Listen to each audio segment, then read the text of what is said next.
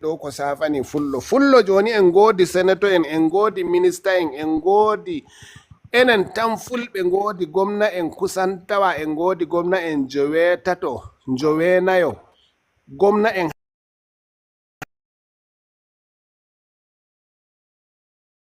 ko gomna to o nyami daga ɗon o doggi o accima kenan ko damimo to a waranimo fullo dimo to waranimo no sewa bono goɗɗum dotti wari wuro makka bo to ta hosi goɗɗum wonde hunde fara sakke o fotayi o ya o natta radio o wolwa o wawata o ya o natta radio o wolwa gam o atano fullo gam o yiya kawai way o yiyay ɗum wartiraymo hanko babono o gujjo ko kuma o kinnapajo ko kuma o goɗɗum ɗuma on paami ka haala so maga maccu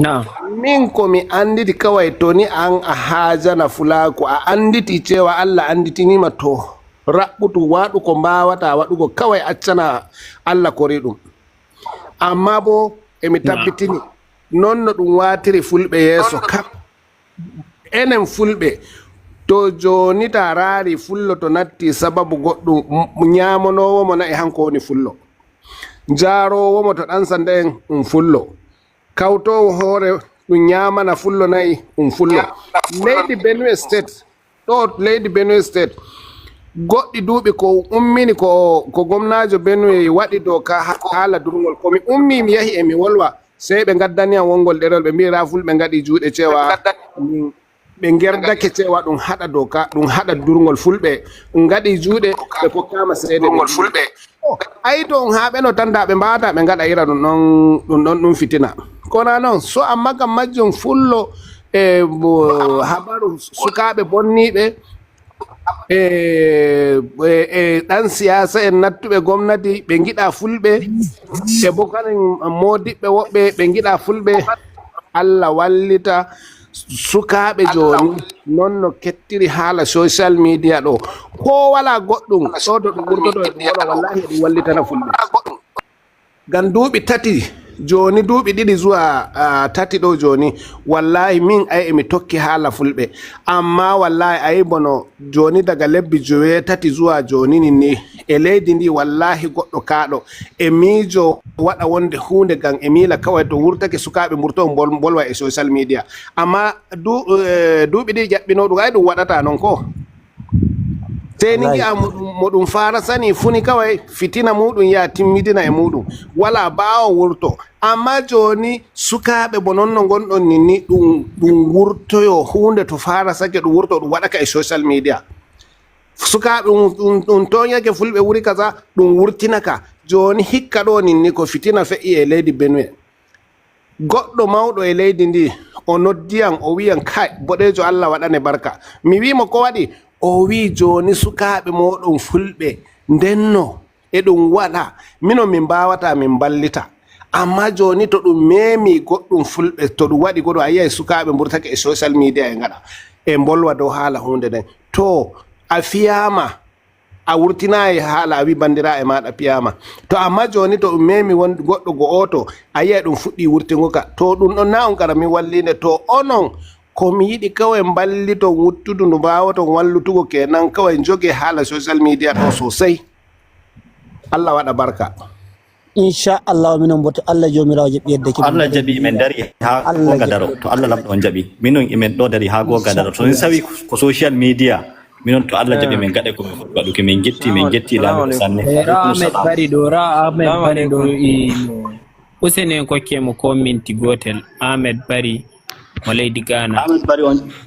on jaɓɓama nala toon to assalamu alaikum alaikum salam wa alaikum assalam kiri jam nay wuro nay sumbulaji jam min kiri ɗum weli an sanna mi wari mi tawi ɗo laamiɗo no wolwa o haali haalaji lobbi haalaji ko hani o haala hannden ko laati hannden anen fulɓe sukaɓe jokolɓe no hani aden social media ɗon hani kaalen bone meɗen hani kaalen ko moƴƴe meɗen hani kaalen kuuje men fuu heɓa pulaku meɗen wattita social media waɗanaka niɗɗo keɓa conna gore ma conna guineji ma madu ada ballita no watta ko haalaji maɗa yaha woɓɓe nana ekkita amma hannden ko heewi ni sukaɓe woɓɓe kay hana noon adirta no adira ni no heɓa liking yenna mawɓe haalaji amma min kay onon wonɓe ɗo onon haalayɓe nane onon daronɓe suudu baaba onon daronɓe pulaku adunaru fuu misali ni no hande laamiɗo wari haaliri ɗo ni ko heewi nani haalaji makko min kam weli kam sannay sabu ko o haali ɗum wallahi gonga o haali woɗi du pulaku ne guudi saɗormaji sannay ne en guudi tornaji ko heewi no hani garen ɗo accen duniya fuu faama hana noon gawɗen ne en guudi mawɓe ne en jiɗodiri no hani du poten no hani du tokken dow social media pulaku meɗen fuu hawra waɗa hunduko gotum baki ɗaya hande so a yehi nokku fuu pulaku meɗen probléme meɗen fuu yo gotel probléme meɗen Nigeria kañum woni Ghana kañum woni Benin kañum Mali kañum woni Burkina nokku fuu ɗo ɗo jewɗa torna may fuu yo gotel ni noon ka woni rafi potal ngal ɗum waɗi ko jiɗa hande fa hande pulaku ne tampa belle en gaɗa utilise social media keɓen gaɗen promote peace and unity e hakkundeji meɗen on salminama je tamsan machallah Ahmed Bari min jettima a yalanama hayru organizer Ghana. Assalamu alaikum. Ango mai kyau Saidu. a jarama kullo Hala ko mi wiya toon Allah barkiɗi noon. Hande nde ko eno ɗo en laamiɗo fulɓe ɓe o wolwi mi nani belɗum mi nani bo mi heɓi koppi am sembiɗi e dow ko bolweten kullum Allah barkiɗi noon. Allah sudda on Allah barkiɗi hawtugo fulfulde amma wallahi to wi'eno mi anduno laamiɗo wara e wuro ngo hande wallahi da mi darake en bollidino daga aranno kai to Allah barkiɗi noon Allah sudda asiri Allah ɓesda hawta ko'e meɗen karo fulɓe men en goni yeeso e gaɗa Allah ƴefta pulaku bo mi nani belɗum e dow ko gadduɗo laamiɗo hande ha o wari o wolwani en ɗo ko wala ko mi en nani belɗum en tabbitini bo ko bolweten e dow e ɗum fa'a yeeso wallahi min kam mi yiɗnoda wi'e mi tawi mo bolidi en ɓeydi goɗɗi haalallaji mbi'en mo ko wannata en fududde ma de hana mbiyen e social media tunda ɗum lattake ɗo pottirten e maako amma alhamdulillah wala ɗum e ma ko joni on kolli min e dow ko gaɗaton deydey gonɗon Allah barkiɗin angon me kew Saidou Allah sudda siri amin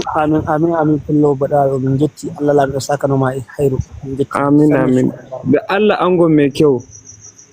ku ci gaba